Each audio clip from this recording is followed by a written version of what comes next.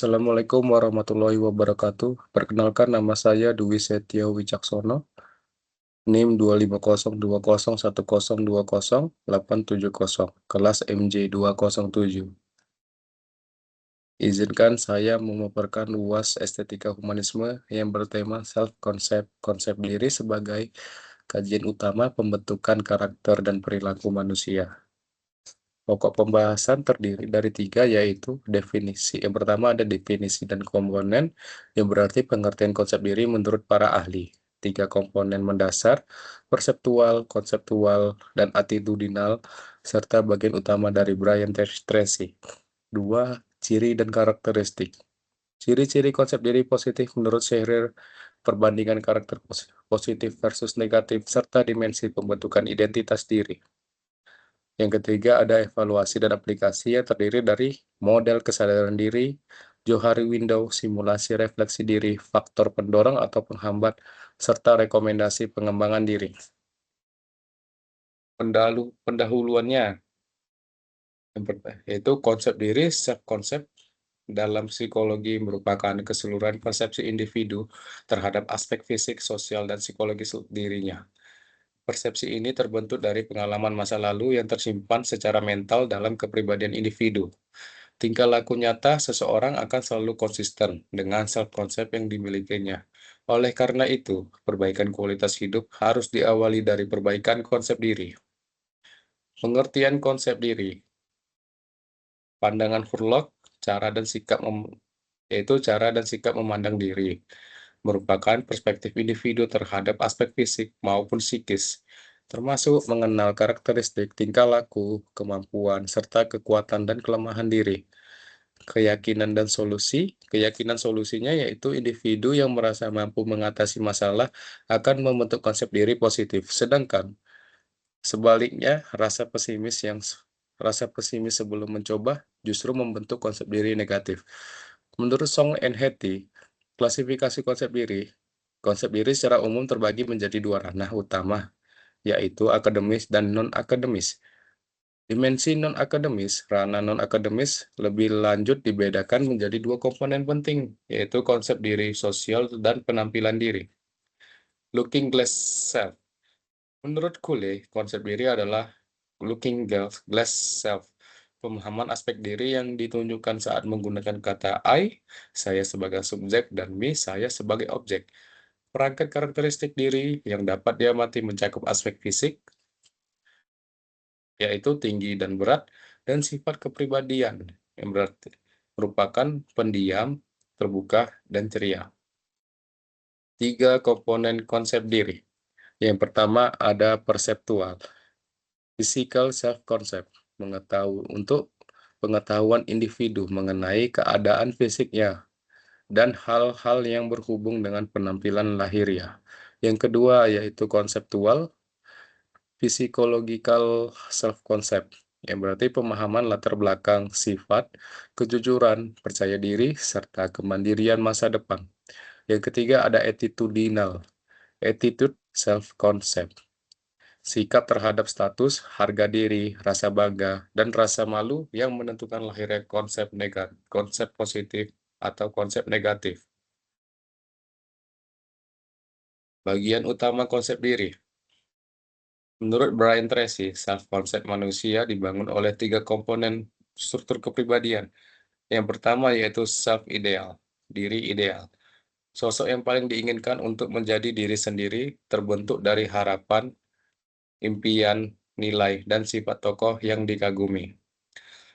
Lalu ada self-image, citra diri, bagian yang menentukan bagaimana individu membayangkan dirinya dan bertingkah laku dalam situasi tertentu. Terus ada self-esteem, jati diri, yang itu komponen emosional, berarti seberapa besar individu menyukai dirinya. Makin menyukai diri, makin maksimal tindakannya. Dinamika struktur kepribadian. Peran self-ideal dan self-image. Itu penuntun perilaku. Berarti bentuk ideal individu menuntun pembentukan pola perilaku nyata sehari-hari. Titik awal perubahan terjadi karena kekuatan citra diri, semua perbaikan dalam kehidupan seseorang, serta selalu dimulai dari perbaikan self-image, keterkaitan self-esteem, dan performa. Performa optimal berarti semakin tinggi individu menyukai dirinya sendiri, semakin baik performansinya dalam bidang yang ditekuni. Umpan balik positifnya yaitu performa yang semakin baik akan secara otomatis meningkatkan rasa suka dan penerimaan terhadap diri sendiri. Simulasi simulasi refleksi diri itu ada 4, yaitu siapa saya dan mengapa saya ada. Itu untuk mengetahui identitas, nilai fundamental, dan makna keberadaan diri dalam kehidupan yang kita jalani. Yang kedua ada apa keunggulan dan kelebihan saya. Itu untuk mengetahui, mengidentifikasi potensi unik pada diri kita, bakat bawaan, serta keterampilan utama yang dimiliki. Untuk untuk siapa saya bekerja itu untuk memahami penerima manfaat dari karya dan kontribusi nyata yang kita kerjakan. Apa hasil produksi dan di mana lokasinya. Itu untuk memperjelas karya nyata yang dihasilkan serta lingkungan tempat kita bertumbuh. Ciri konsep diri positif. Formulasi Scherer mengenai ciri individu dengan penerimaan diri dan konsep diri positif. Yang pertama, penuh keyakinan, yakin akan kemampuan diri dalam menghadapi tantangan kehidupan yang dijalani. Yang kedua ada sederajat dan berharga, menganggap dirinya berharga dan memiliki derajat yang sama dengan orang lain. Yang ketiga yaitu bertanggung jawab atas tindakan, menyadari dan tidak merasa malu atas keadaan dirinya. Yang terakhir ada objektif dan jujur, objektif terhadap pujian atau celaan serta jujur menerima dorongan emosi dalam diri. Dimensi dan identitas diri. Dimensi konsep diri menurut Calhoun dan Akokela, yang pertama itu pengetahuan atau knowledge. Itu berarti pengamatan terhadap diri dan kesadaran diri akan ciri khas pribadi. Yang kedua itu pengharapan atau expectation. Itu berarti cita-cita dan standar ideal mengenai masa depan. Yang ketiga itu penilaian atau evaluation. Itu berarti evaluasi harga diri terhadap standar diri sendiri. Pembentukan identitas diri itu ada kepekaan diri, berarti kepekaan individu yang dihasilkan dari pengamatan bahwa dirinya berbeda dari orang lain. Perkembangan sejak kecil itu berarti komponen ini berkembang sejak masa kanak-kanak dan menjadi landasan karakter hingga dewasa. Jadi konsep diri positif versus negatif. Itu ada 4 aspek pembanding. Yang pertama yaitu sikap memandang masalah. Untuk konsep diri positif ya, optimis, percaya diri, fokus pada solusi dan hikmah. Sedangkan yang negatifnya yaitu pesimis, merasa kalah sebelum mencoba. Respon terhadap kritik. Konsep diri positifnya yaitu menerima kritikan secara rasional dan konstruktif. Sedangkan konsep diri negatif berarti sangat sensitif, peka, dan mudah marah. Respon terhadap pujian. Konsep diri positifnya itu menerima penghargaan tanpa rasa malu. Sedangkan konsep diri negatifnya responsif berlebihan atau pura-pura menghindari. Aspek pembanding terakhir yaitu penilaian orang lain. Kalau konsep diri positif berarti kita menghargai dan mengakui kelebihan orang lain. Untuk konsep diri negatifnya itu kita menganggap orang lain saingan dan suka mengkritik. Model Johari Window. Tingkat kesadaran diri atau self-awareness dan keterbukaan self-disclosure diungkapkan melalui 3 kuadran Johari Window. Kuadran yang pertama yaitu kuadran terbuka. Itu berarti diketahui diri sendiri dan orang lain. Misalnya, nama, usia, perilaku, gagasan, dan nilai keyakinan. Yang kedua ada kuadran gelap, itu diketahui orang lain, tetapi tidak disadari oleh diri sendiri. Misalnya, kekeliruan atau hal yang tidak disengaja. Yang ketiga ada kuadran tersembunyi. Itu berarti diketahui diri sendiri tetapi dirahasiakan dan dibatasi dari pengetahuan orang lain. Faktor pengaruh konsep diri, faktor penghambat. Faktor penghambat konsep diri ada 3, yaitu kegagalan.